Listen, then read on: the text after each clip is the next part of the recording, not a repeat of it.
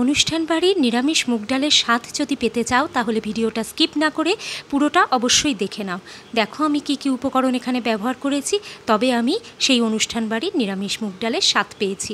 1 cup মুগ ডাল আমি একটা কড়াইতে খুব ভালো করে হালকা করে ভেজে নিয়েছি, খুব ডিপ ফ্রাই করিনি। যখন একটা সুন্দর গন্ধ ছেড়েছে আমি ডালটা একটা বাটিতে তুলে নিয়ে 3-4 বার জল পাল্টে পাল্টে আমি ডালটাকে ধুয়ে নিয়েছি।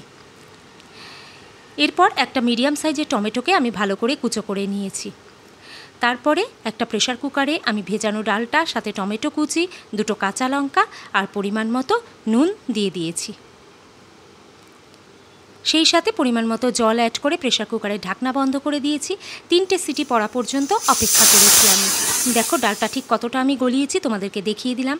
এরপর কড়াইতে পরিমাণ মতো সর্ষের তেল নিয়ে তাতে কিছু ফোড়ন দিয়ে দেবো। শুকনো লঙ্কা, তেজপাতা, গোটা গরম মশলা আর গোটা জিরে আমি ফোড়নে দিয়ে দিচ্ছি। ফোড়নটা একটু নাড়াচাড়া করে যখন সুন্দর গন্ধ বেরোবে দিয়ে দেবো আদা বাটা আর দিয়ে দেবো 1 চামচ হলুদ গুঁড়ো।